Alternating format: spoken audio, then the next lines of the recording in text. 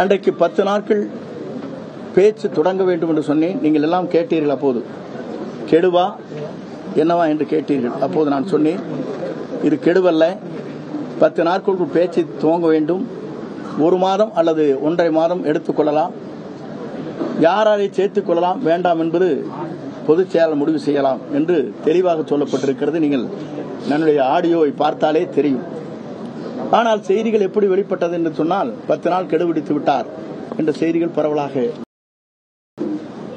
ஆனால் என்னை பொறுத்தவரையிலும் இந்த இயக்கம் ஒன்று சேர வேண்டும் என்ற நோக்கத்தோடு தான் அனைத்து இந்திய அண்ணா திராவிட முன்னேற்ற கழகத்திலே இருக்கிற தொண்டருடைய உணர்வுகளை தெரிந்து கொண்டு இந்த பணிகளை நாங்கள் ஆற்றினோம். 2024 என்பது நாடாளுமன்ற தேர்தல். அந்த தேர்தலிலே நாம் ஏறத்தாழ படுதோல்வி ஏற்பட்டிருக்கிறார். 10 தொகுதியிலே நாடாளுமன்ற தொகுதியில் 3வது இடம், 2 தொகுதியிலே 4வது இடம். நம்முடைய இயக்கத்தை எப்படி வழிநடத்தி செல்ல வேண்டும் என்ற நோக்கத்தோடு தான் அந்த கருத்துக்கள் பரிமாறப்பட்டிருக்கிறது. நான் அதை சொல்வதற்கு காரணம், மீண்டும் அனைத்து இந்திய அண்ணா திராவிட முன்னேற்ற கழகம் புத்துயிர் பெற்று நல்லாட்சி தமிழகத்திலே நடைபெற வேண்டும். புரட்சித் தலைவர் கண்ட கனவு, புரட்சித் தலைவர் அம்மாவில் கூறினார்களே, 100 ஆண்டு காலம் இந்த இயக்கம் வலிமையோடு இருக்கும் என்று குறிப்பிட்டார்களே, அதற்கு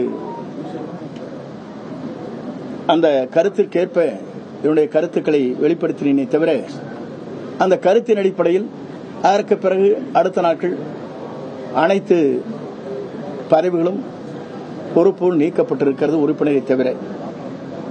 அதற்கு பிறகு நாடாளுமன்ற தேர்தல் வருகிற போதும், மேலவை உறுப்பினர் வருகின்ற போதும் 4 பேர் பரிந்துரை செய்கிற போது நானும் ஒருவனாக இருந்து அந்த பரிந்துரை செய்திருக்கிறேன். அதெல்லாம் பத்திரிகையாளருக்கு தெரியும். என்னை பொறுத்தவரையிலும் இந்த இயக்கம் வலிமையாக இருக்க வேண்டும். இந்த இயக்கம் தான் எங்களுடைய உயிர் மூச்சாக இருந்து கொண்டிருக்கிறது.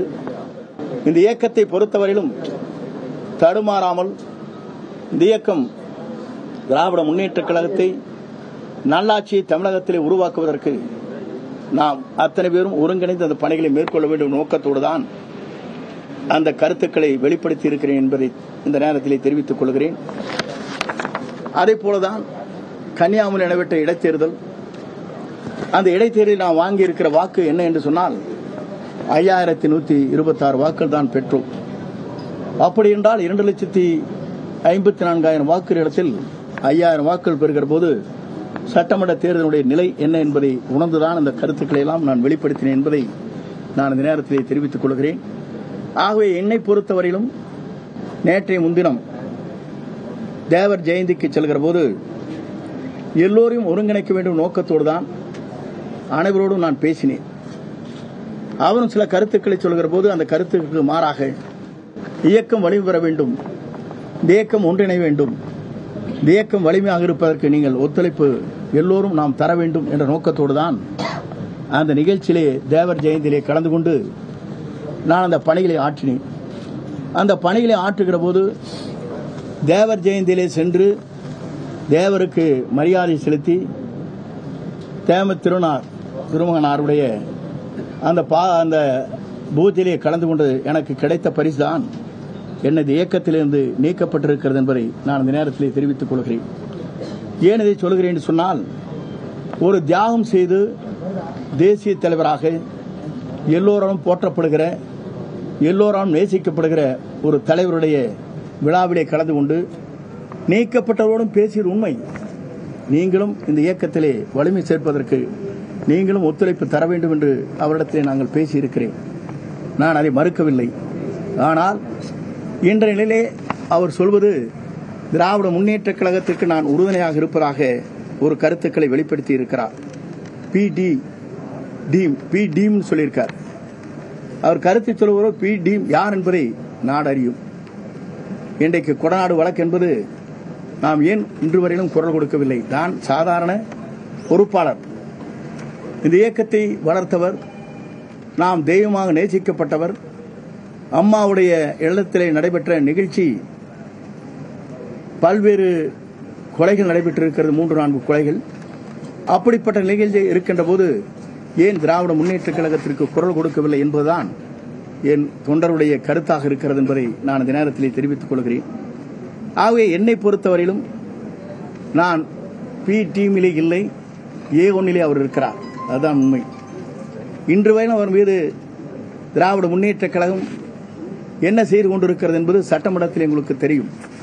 சட்டமன்ற வரலாற்றில் துணைத் தலைவராக ஓபிஎஸ் இருக்கின்ற போது அவரை நீக்க வேண்டும் என்று தீர்மானத்தை நிறைவேற்றி கொடுக்கின்ற போது முதலமைச்சரை எழுந்து இதற்கான கருத்துக்களை சட்டப்பேரவைத் தலைவர்கள் விரைந்து எடுக்க வேண்டும் என்று சொன்னவுடன் 10 நிமிடத்தில் சட்டப்பேரவைத் தலைவர் அவர்கள் அதை அறிவித்தார் என்பதும் நாடறியும்.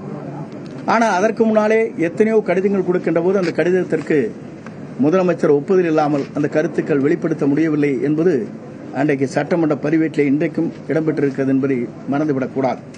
அவன் A1ஆக அவர் இருக்கிறார், பி டீமாக நாங்கள் இல்லை, A1ஆகவே அவர் செயல்பட்டுக் கொண்டிருக்கிறார் என்பதை நான் பதிவு செய்ய விரும்புகிறேன்.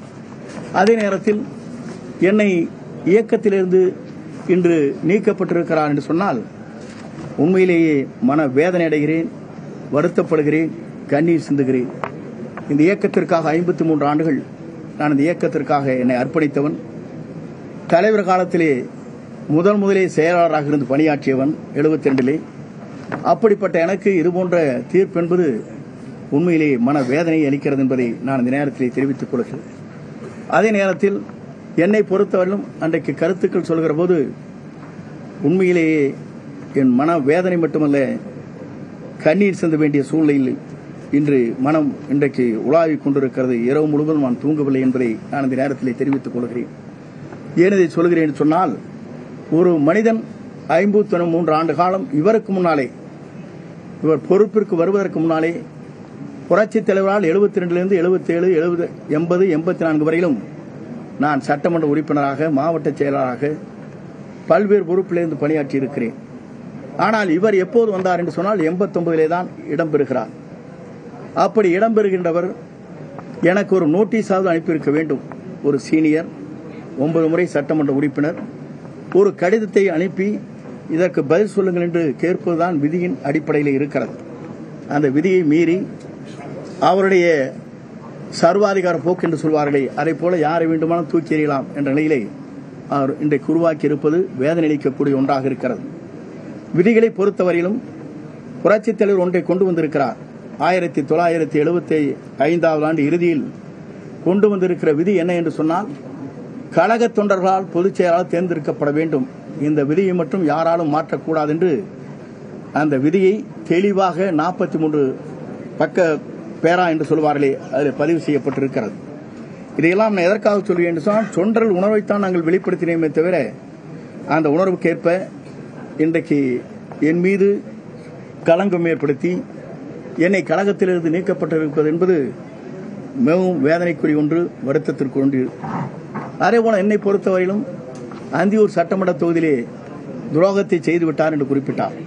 அதற்கான பதிலை அந்த சட்டமன்ற உறுப்பினராக போட்டியிட்டு இருக்கிற சண்முகருடைய மகன் இங்கே வெளியிட இருக்கிறார்கள். அதற்கான ஆதாரங்கள் இங்கே இருக்கிறது. யார் இங்கே பேசினார்கள், அதற்கான வீடியோக்கள் இருக்கிறது. யார் அன்றைக்கு பொறுப்பிலே இருந்தார் என்பது நீங்கள் எண்ணி பார்க்க வேண்டும். அதே நேரத்தில் 1989 நான் மாவட்ட செயலாளராக இருக்கின்ற போது 11 சட்டமன்ற தொகுதி இருக்கின்ற போது சேவல் புறாவிலே வெற்றி பெற்ற தொகுதி அந்தியூர் சட்டமன்ற தொகுதி என்பதை நீங்கள் மறந்துவிடக்கூடாது. ஆனால் அன்றைக்கு நான் பொறுப்பிலே இல்லை, முதலில் புரிந்து கொள்ள வேண்டும். என்னை குற்றம் சாட்டுவதற்கு முன்னாலே குற்றம் செய்தவர் யார், அந்த குற்றத்துக்கு உறுதுணையாக இருந்தவர் யார் என்பதை தெரிந்து அவர் பேசியிருக்க வேண்டும். அதை விட்டுவிட்டு குற்றம் செய்தவர்களுக்கே பதவியை கொடுத்த இன்றைக்கு அவரோடு வைத்துக் கொண்டிருக்கிற நிலை இன்றைக்கு எல்லோரும் அறிந்து ஒன்றாக இருக்கிறது. ஆகவே துரோகம் என்று சொல்வதற்கு நான் ஒன்றிலிருந்து இரண்டாக சொல்ல விரும்புகிறேன்.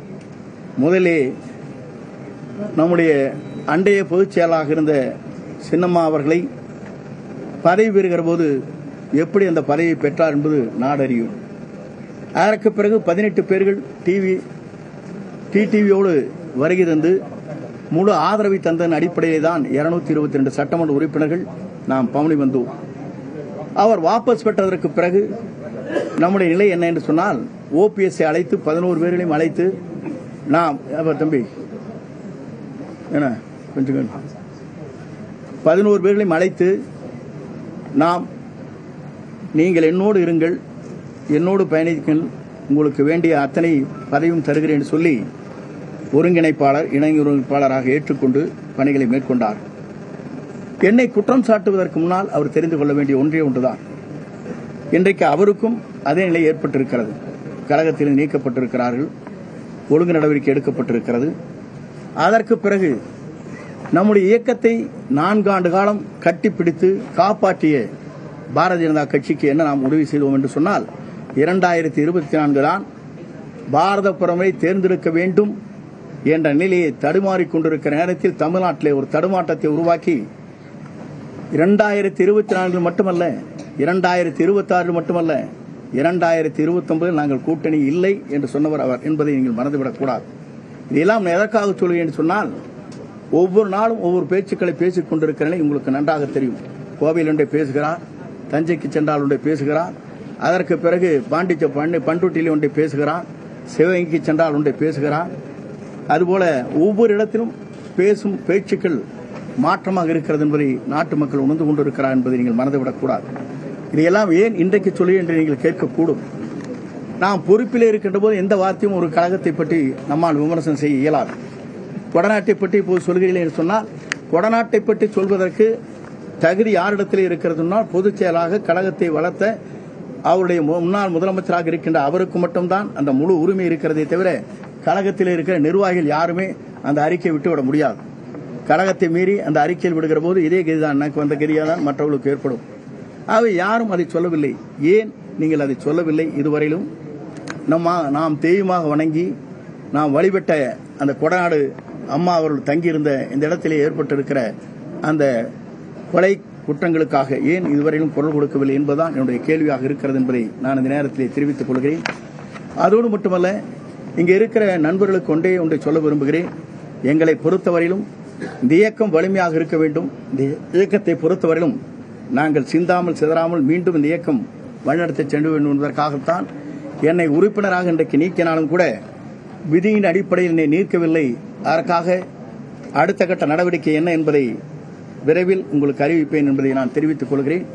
தொடர்ந்து நான் இந்த கட்சியிலே இயங்க வேண்டும் என்பதுதான் என்னுடைய நோக்கம். அதற்கு பிறகு நீக்கியதற்கு என்ன காரணம், விதிகள் இருக்கிறதா என்பதை ஆய்ந்து அதற்கான முடிவுகளை வழக்கறிஞரோடு கலந்து பேசி முடிவுகளை நான் மேற்கொள்ள இருக்கிறேன் என்பதை நான் தெரிவித்துக் கொள்கிறேன். இதோடு இந்த நிலையிலே என்னுடைய கருத்துக்கள் இங்கே பரிமாறப்பட்டிருக்கிறது. என்னை பொறுத்தவரையிலும் துரோகம் என்று சொன்னாலே அதற்கு நோபல் பரிசு கொடுக்க வேண்டிய அவர்தான் என்பதை நான் இந்த நேரத்திலே வலியுறுத்தி விரும்புகிறேன். ஏனென்று சொன்னால், அவர் அடிக்கடி சொல்வார், திமுக பற்றி பொய் சொல்வதே நோபல் பரிசு கொடுக்கலாம் என்று சொல்வார். எல்லோரையும் துரோகம் செய்கின்ற நோபல் பரிசு யாருக்கு கொடுக்க வேண்டும் என்று சொன்னால், மாண்பு எடப்பாடியாருக்கு தான், எடப்பாடி பழனிசாமிக்கு தான் கொடுக்க முடியுமே தவிர யாருக்கும் கொடுக்க இயலாது தமிழ்நாட்டை பொறுத்தவரை என்பதை நான் இந்த நேரத்திலே வலியுறுத்தி என் உரையை நிறைவு செய்கிறேன்.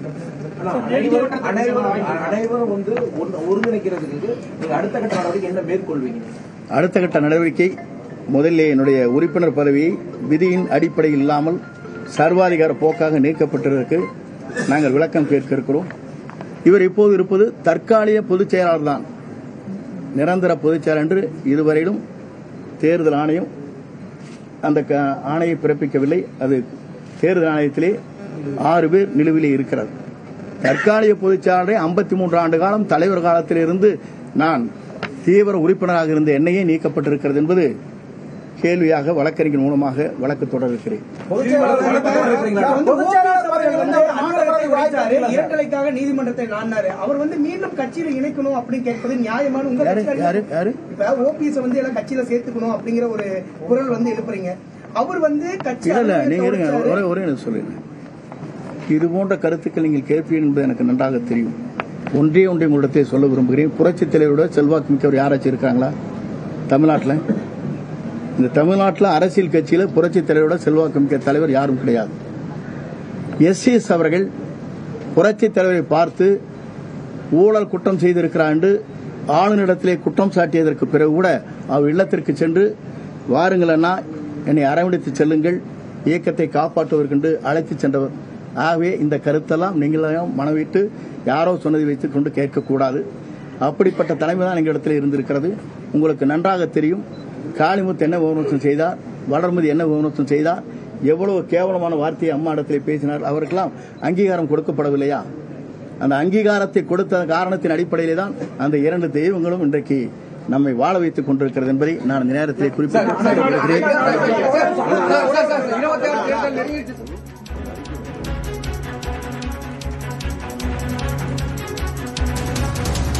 அதிமுகவில் இருந்து தன்னுடைய நீக்கம் தொடர்பாக இன்று செய்தியாளர்களை சந்தித்து பேசுவதாக முன்னாள் அமைச்சர் செங்கோட்டையன் தெரிவித்திருந்த நிலையில் பல்வேறு கருத்துக்களை அவர் செய்தியாளர்கள் சந்திப்பில் தெரிவித்திருக்கிறார். எடப்பாடி பழனிசாமி சர்வாதிகார போக்கில் அதிமுகவினுடைய அடிப்படை விதிகளை பின்பற்றாமல் தன்னை கட்சியிலிருந்து நீக்கியிருப்பதாகவும் ஒரு மூத்த நிர்வாகி என்ற அடிப்படையில் தனக்கு உரிய நோட்டீஸ் வழங்கப்படவில்லை என்றும் அவர் தெரிவித்திருக்கிறார். இது தொடர்பாக சட்ட ரீதியாக அவர் அது குறித்து போராட இருப்பதாகவும் இதில் இருக்கக்கூடிய நுணுக்கங்கள் குறித்து சட்ட நடவடிக்கைகள் என்பது தற்போதைய விஷயமாக இருப்பதாகவும் செங்கோட்டையன் தெரிவித்திருக்கிறார். மேலும் துரோகிகளுக்கான நோபல் பரிசு வழங்க வேண்டும் என்றால் அது எடப்பாடி பழனிசாமிக்குத்தான் பொருந்தும் என்ற ஒரு குற்றச்சாட்டையும் அவர் நேரடியாக முன்வைத்திருக்கிறார். அது மட்டுமல்லாது இபிஎஸ் மீதான பல்வேறு குற்றச்சாட்டுகளை செங்கோட்டையன் அடுக்கடுக்காக முன்வைத்திருக்கக்கூடிய விஷயங்களை அவருடைய செய்தியாளர்கள் சந்திப்பின் மூலமாக பார்க்க முடிகிறது.